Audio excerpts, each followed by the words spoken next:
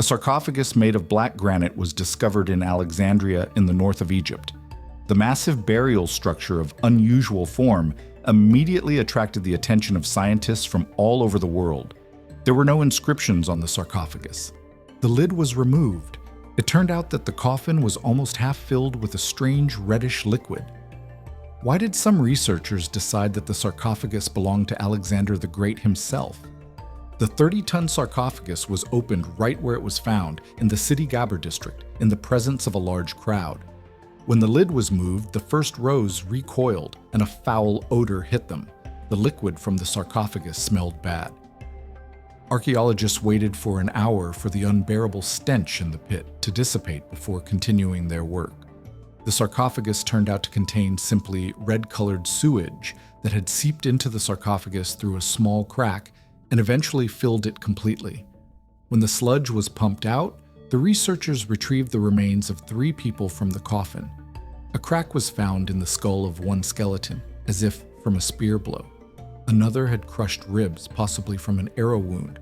The scientists concluded that this was the grave of warriors. Next to the sarcophagus lay an alabaster sculpture in the form of a male head. It seemed to depict one of the deceased. That is, not ordinary soldiers were buried here, but representatives of the nobility. Some historians dared to suggest that the tomb discovered in Alexandria was the one that archaeologists from all over the world had been searching for many centuries. The Egyptian Antiquities Service counted 140 such attempts. Perhaps all the efforts have finally been successful. For a long time, they have been trying to find the amazing sarcophagus, the remains of Alexander the Great. And accordingly, the first suspicions fell on the fact that there could be the remains of the great Greek commander, Alexander III, also known as the Great, also known as the Macedonian, a legendary figure. Everyone has heard stories about how he cut the tangled Gordian knot in the temple of Zeus, tamed the fiercest horse of Macedonia, Bucephalus, and seized a magical sword that began to glow after the commander's 100th victory. Many of these stories are greatly embellished, and some are clearly invented, but there are indisputable facts that evoke respect. For example, over 11 years of continuous wars, the young ruler did not lose a single battle. Alexander the Great is, of course, an amazing person, and to build such a huge empire, which included modern-day Turkey, Syria, Egypt, Persia, and the countries of Central Asia, is impossible without such a strong-willed, decisive, and somewhat hot-tempered character. Alexander inherited his character and military genius from his father, King Philip II of Macedonia. Until the middle of the first millennium BC, this was a small, insignificant state on the periphery of ancient Greece. Philip turned it into a powerful power. He captured cities in the north of the Aegean Sea, Amphipolis, Potidaea, conquered the Chalcidice Peninsula, and then established control over Thrace and Thessaly. And by the end of his reign, Macedonia, one way or another, ruled almost all of ancient Greece except for Sparta and Crete. Philip II raised his heir Alexander in strictness as a future warrior. For example, he was not allowed to eat delicious food. The boy was taught the skills of strict discipline. Every day he had to practice horseback riding, skills in handling cold weapons, running, and hunting. Philip paid attention not only to his son's physical training. To educate the young heir, he invited the most famous philosopher and erudite of the time, Aristotle. Thanks to the philosopher Aristotle, Alexander, the future third, mastered the basics of medicine, not only its theoretical part, but also practical. He became acquainted with the natural sciences. When Alexander turned 16, his father went on another military campaign and appointed his son as regent. And the young man fully justified the trust. While the Macedonian king was fighting in foreign lands, the local Mede tribe rebelled in Thrace. The young heir decisively suppressed the uprising, and in memory of this, renamed one of the captured citadels to Alexandropolis. Later, the commander would name 24 cities after himself. Philip began to prepare his son for ruling the state in time. 4 years after the events in Thrace, he was killed. In 336 BC, Alexander ascended the throne. The 20-year-old king had very ambitious plans. First of all, to fulfill his father's dream. Philip II dreamed of capturing Persia.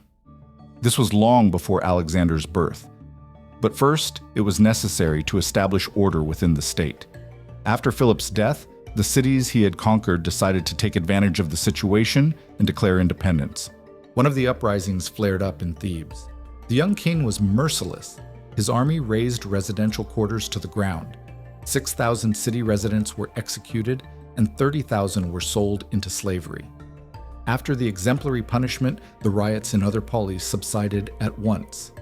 Alexander the Great was an outstanding warrior, but he became famous not only for his qualities as a great commander, but also for his cruelty.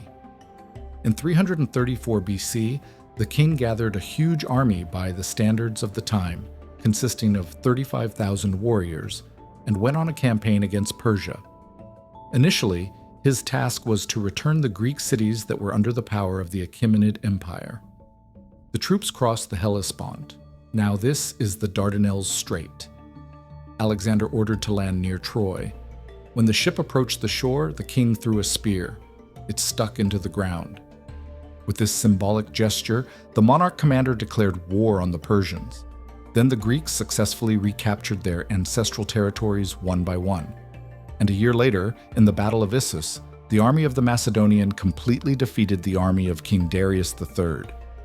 Alexander the Great did not like the Persians, who sought to capture both Greece and Macedonia, and therefore treated them especially harshly, lining up the people of the captured cities in a row that marched along the banks of rivers for many kilometers until they were exhausted. And those who could not walk in this formation fell, and they accordingly were automatically killed. Many cities of the eastern Mediterranean surrendered without a fight, but not all. The inhabitants of Tyre, now the Lebanese city of Sur, decided to fight. Alexander's revenge did not take long. 2,000 people were crucified on his orders. The remaining men were killed, and women and children were sold into slavery. The same fate befell the population of Gaza. They also tried to resist the Greeks. In 332 BC, Alexander triumphantly entered Egypt, where he was proclaimed pharaoh. The extremely successful military campaign went to the king's head.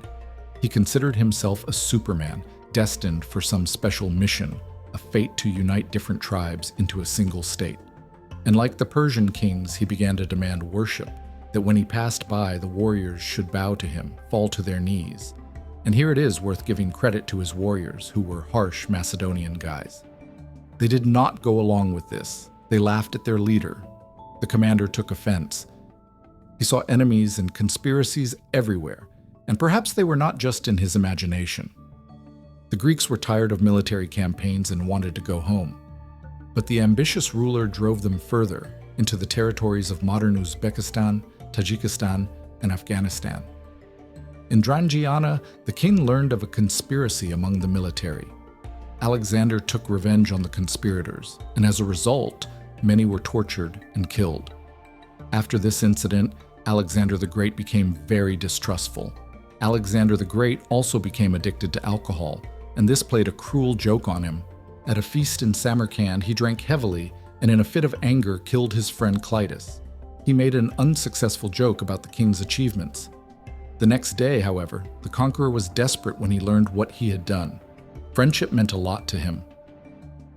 If we are still talking about some positive qualities of Alexander the Great, it must be acknowledged that he was deeply affected by the death of his friend Hephaestion, who died of a mysterious illness. He was completely broken with grief, and 8 months later, in 323 BC, the commander himself died. This happened in Babylon. At that time, his empire stretched from the Balkan Peninsula to the present-day borders of India. Alexander did not live to be 33. According to one version, he was killed by malaria. According to another, he was poisoned by one of his associates. He was buried with great colossal honors. He had a gilded coffin and gilded armor.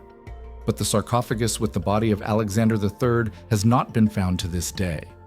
One of the king's commanders and the ruler of Egypt, Ptolemy I, brought the sarcophagus to Memphis. Later, it was reburied in Alexandria. But where exactly, no one knows. That is why, when archaeologists found the giant black sarcophagus, a version emerged that the remains of the great conqueror could be inside. But most Egyptologists are sure the king could not have been buried in a simple coffin without decorations, and together with other people. It was later discovered that the skeletons of a young woman and 2 men were resting there, but perhaps they knew Alexander the Great personally, since, as research showed, they lived at the same time as him. What do you think about it? Share your thoughts in the comments. Your opinion is very important to me. Don't forget to give me a like if you liked it, and subscribe to the channel so you don't miss new episodes. Thanks for watching, and see you in the next video.